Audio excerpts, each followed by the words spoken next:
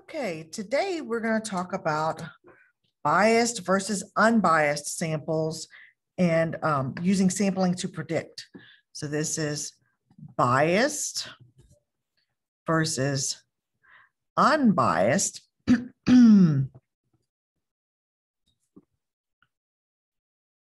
samples.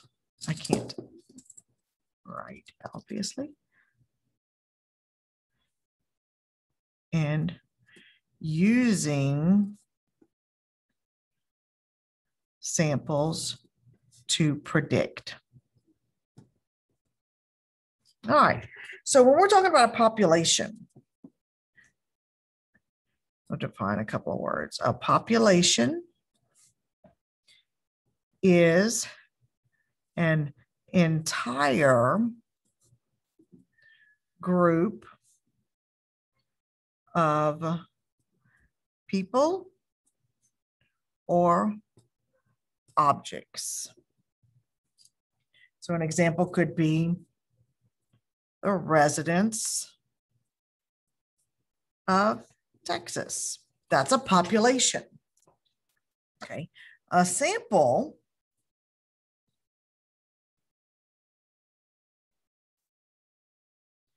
is a part of the population. A part of the population. So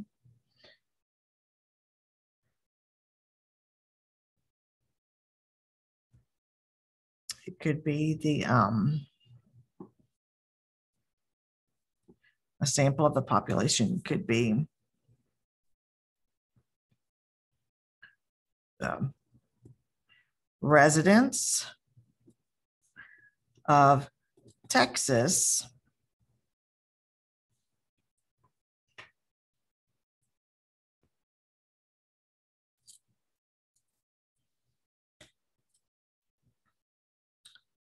and then also, and I know those are the same, but you could be specific as well as residents of Texas along Gulf Coast. That would be more specific of a sample of that specific population, but the residents of Texas is also a sample of the United States of America. All right, so an unbiased sample. That is, when it's unbiased, that means it is representative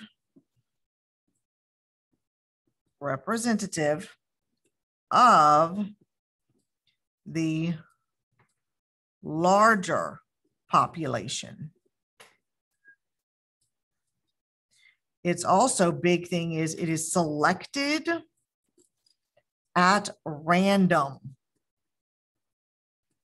Like every fourth one to walk in the door or something like that. It's a random sampling.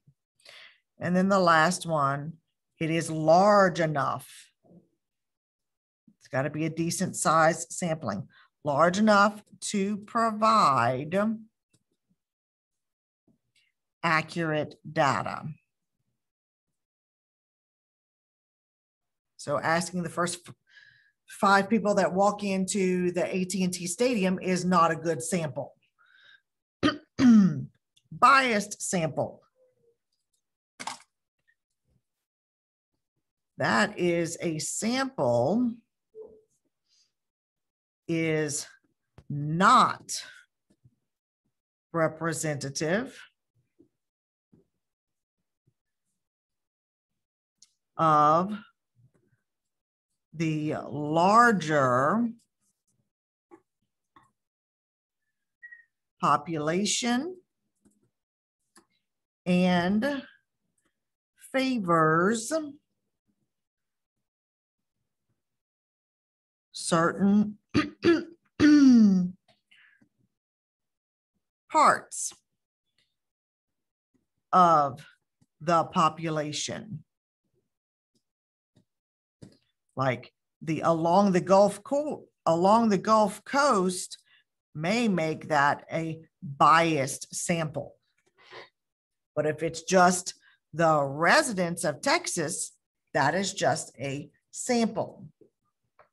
Okay, let's look at these examples of determine whether it is biased or unbiased, and then explain.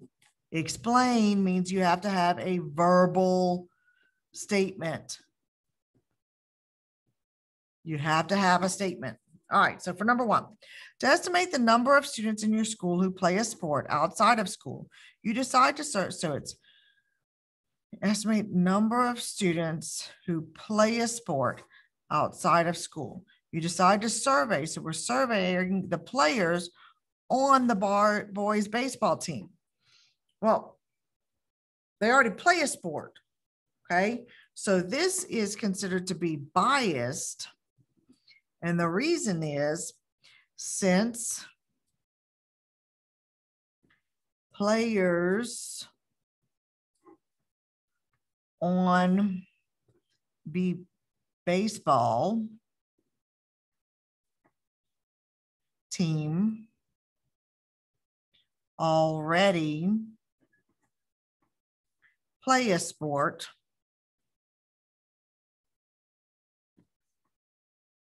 comma, it is more likely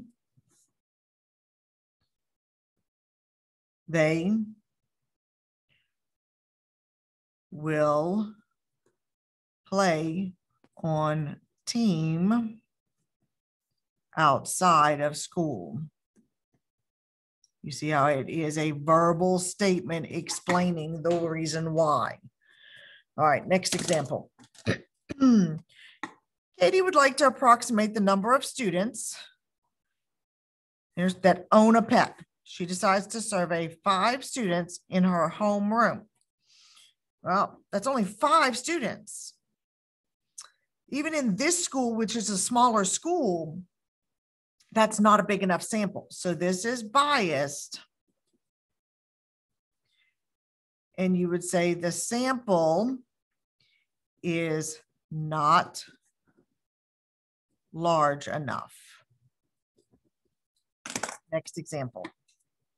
The yearbook committee must choose among 3 different themes for this year's yearbook. To help make their decision, they survey 100 random students during lunch. So they're not picking it during the yearbook class, they're picking it during lunch when everybody's there, and they're surveying 100 random. So therefore, this is unbiased.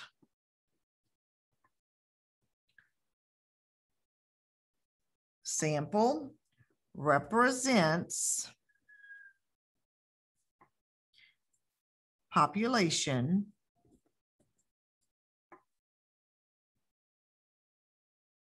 comma is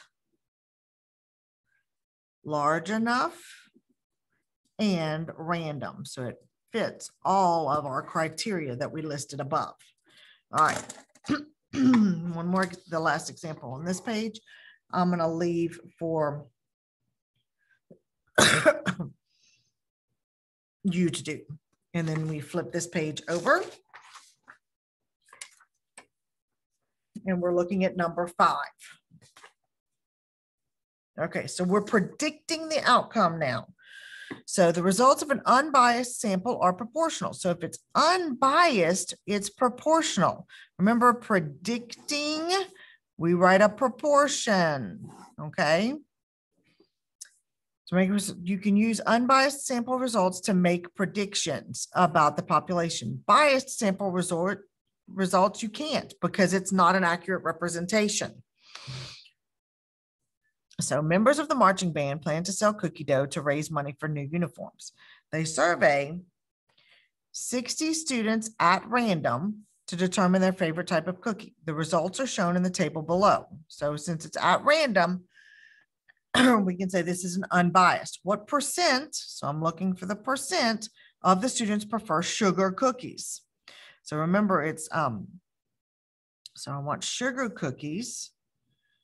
So I'm going to set up a proportion comparing the sugar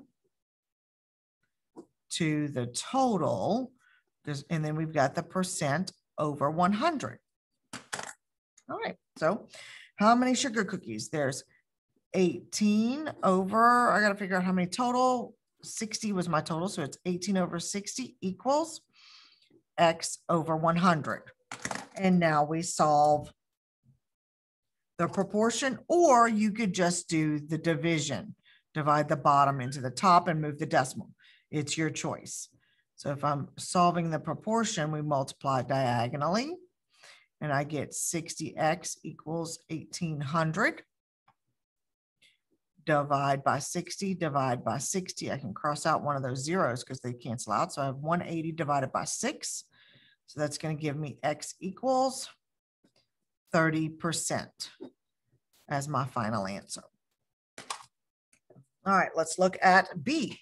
It wants to know what percent prefer chocolate chip or peanut butter. Since it's chocolate chip or peanut butter, that means I'm going to add these two together because I want the chocolate chip plus the peanut butter over the total.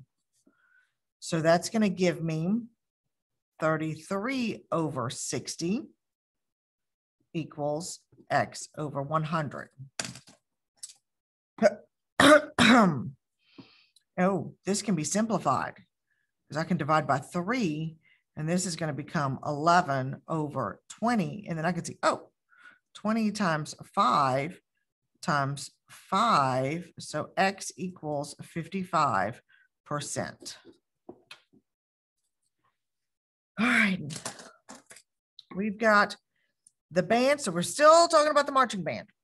C, the band orders 500 tubs of cookie dough. How many tubs of sugar cookie dough should they order? So we want to know how many sugar.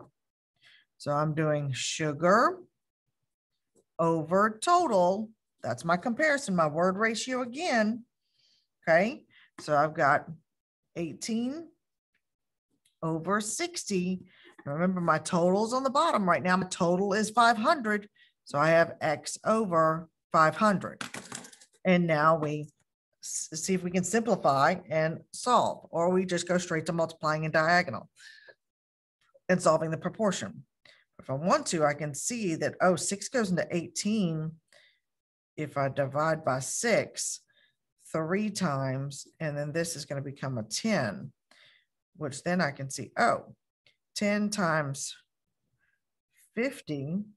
So I'm going to do 3 times 50, which gives me 150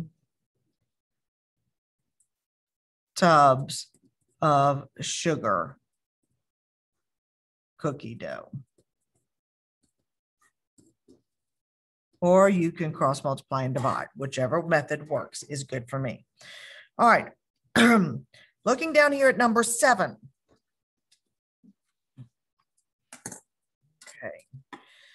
A group of middle school students were randomly chosen and asked about whether they are going to attend the school. So we're attending the school carnival. Of these students, 65% said yes. If 52 students responded yes, so for A, I've got 52 said yes. I know that 60% said yes, so I can do 65 over 100 is what I can think for now. How many were surveyed? We want to know how many were surveyed. That means I am trying to figure out the total. Well, I've got 65 over 100. 52 said yes. So remember, I'm comparing yes to the total. So I'm going to have 52 over X. And now I need to multiply diagonally and solve because I can't simplify that easily. So I'm going to just solve my proportion. So I have 5,200 equals 65X. Divide by 65. And 80 equals X. So that's 80 total surveyed. Okay, you're to finish the notes page and the classwork homework for your assignment. Have a great day. If you have any questions, make sure that you ask. Bye.